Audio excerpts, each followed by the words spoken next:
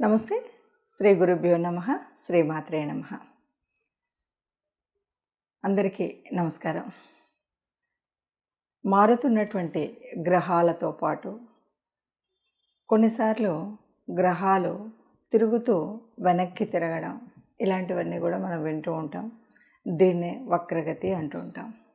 ఇలాంటి పరిస్థితి ఉన్నప్పుడు మనకు ఉండేటువంటి ఫలితాలు ఎలా ఉంటాయి? గోచార రీత్యా తిరుగుతున్నటువంటి గ్రహాల్లో ముఖ్యంగా కొన్ని ప్రత్యేకమైనటువంటి గ్రహాలు ఉంటాయి. చెప్పాలంటే శని, గురువు, ఈ గ్రహాల యొక్క దృష్టి కానీ, కదలిక కానీ, వక్రగతి కానీ ఇవన్నీ కూడా మన మీద, మన జీవితాల మీద ప్రభావాన్ని ఎక్కువగా చూపెడతాయి అంటారు.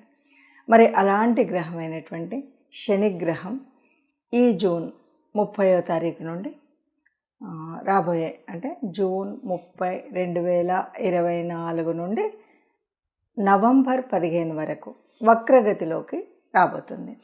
మరి ఇలా వక్రగతిలోకి వచ్చినప్పుడు ఏదైనా అంటే మంచి కానీ చెడు కానీ ఎలా ఉంటుంది, అది కూడా ఒక్కొక్క రాశికి ఎలా ఉంటుంది అనేది తెలుసుకునే ముందుగా అసలు శనిగ్రహం అంటే ఇది వాయుగ్రహం అని మనకు తెలుసు.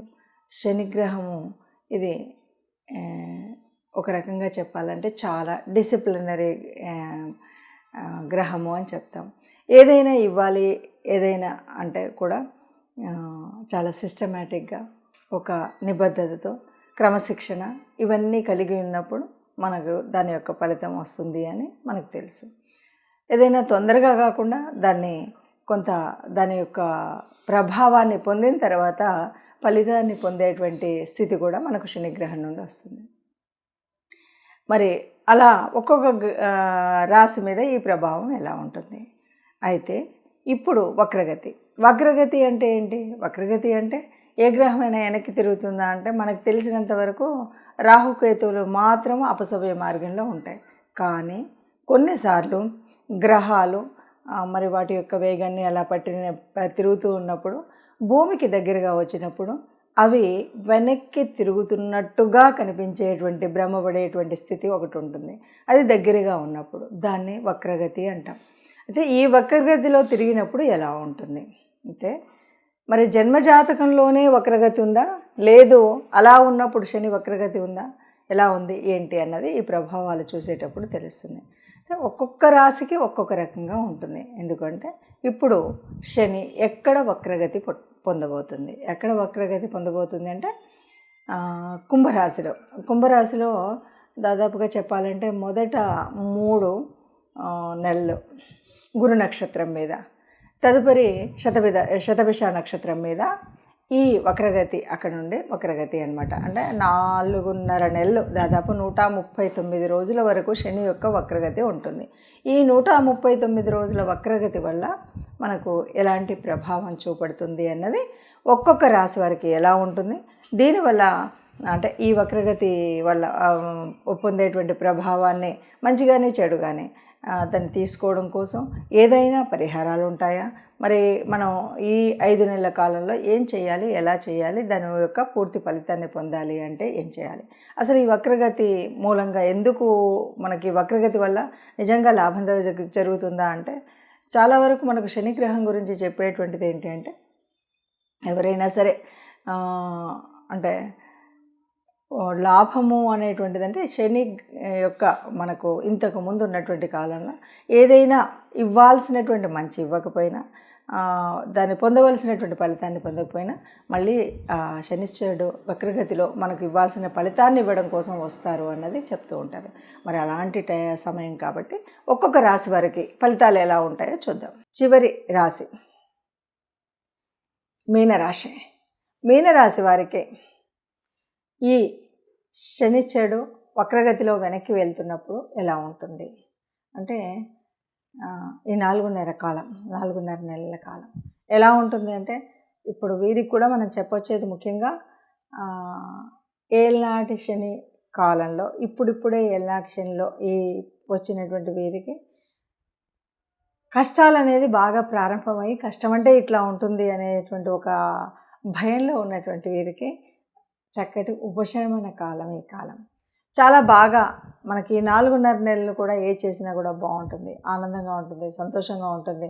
ఏ పనిలో కూడా మనం పెట్టినా కూడా మొదలవుతుంది. కేవలం ఈ 4.5 నెలల కాలంలో వస్తే ఏంటి లాభం అంటే, ఇప్పుడు మనం చేయబోయేటువంటి ఒక వ్యాపారం కానీ, వృత్తి కానీ, ఒక ఉద్యోగం కానీ, ఏదైనా సరే మనం చదువుకునేటువంటి చదువు కానీ, ఇదంతా కూడా అభివృద్ధికి మనం వేసేటువంటి మొదటి సోపానంగా కనిపిస్తుంది.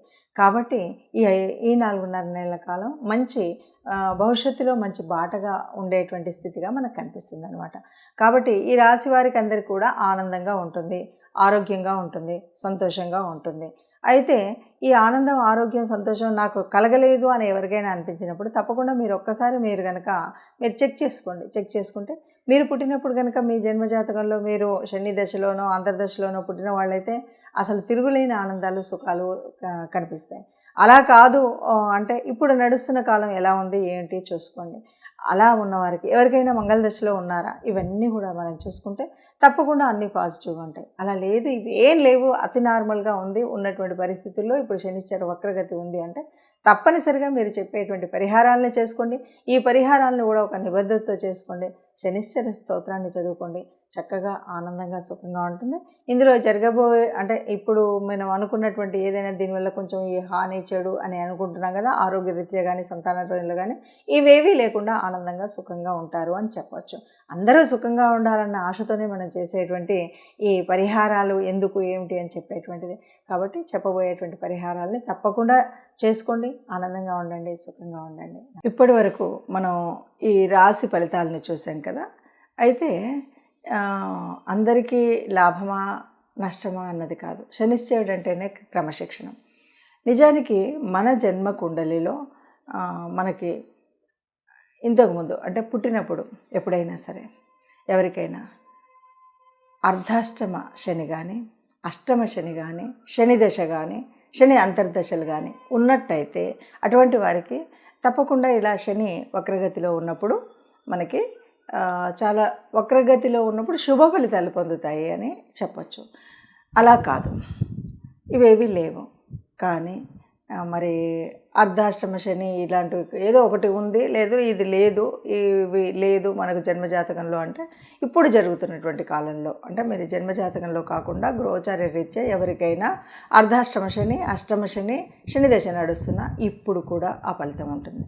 ఇంతేకాదు ఎవరికైనా మరి మంగళ దశ నడుస్తున్నా కూడా దీనివల్ల శుభ ఫలితాలు జరుగుతాయని చెప్పవచ్చు.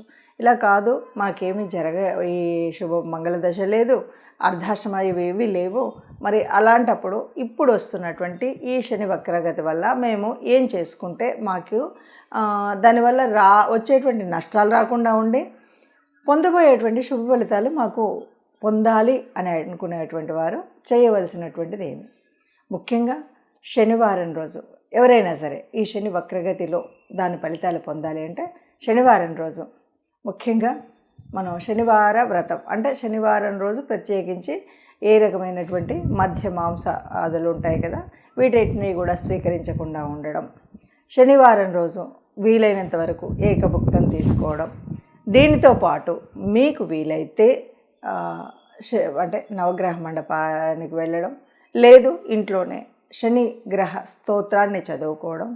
ఇలా కాదు అంటే కనీసం ఏదో ఒక రోజు వారంలో ఒకరోజు చొప్పున ఇంట్లోనైనా బయటైనా దేవాలయంలో అయినా శివాభిషేకం చేయించడం.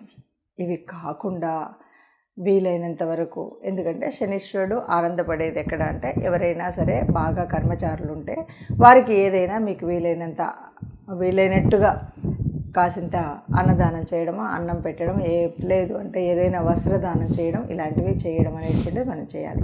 అలా కాదు ఎవరైనా అంగవైకల్యంతో ఉన్నటువంటి వారికి కూడా మనం సహాయం చేయడం, వృద్ధులు ముఖ్యంగా వృద్ధుల సేవ, మన ఇంట్లో వాళ్ళవనివ్వండి బయట వాళ్ళవనండి, ఎవరైనా వృద్ధులు ఉన్నట్టయితే వారి యొక్క సేవ ఇలాంటివి మనం చేసినట్టయితే శనిశ్చరుడు మన మీద కరుణ పొందుతాడు, మనకి దయ చూపెడతాడు. ఇది మనకు పాజిటివ్గా ఉంటుంది.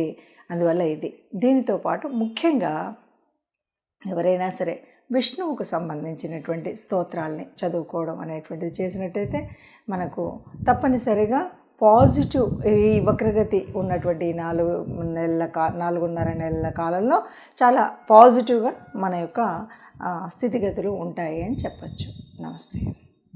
అందరూ సుఖంగా ఉండాలని, అందులో మనం ఉండాలని కోరుకుంటూ శుభం భూయాత్.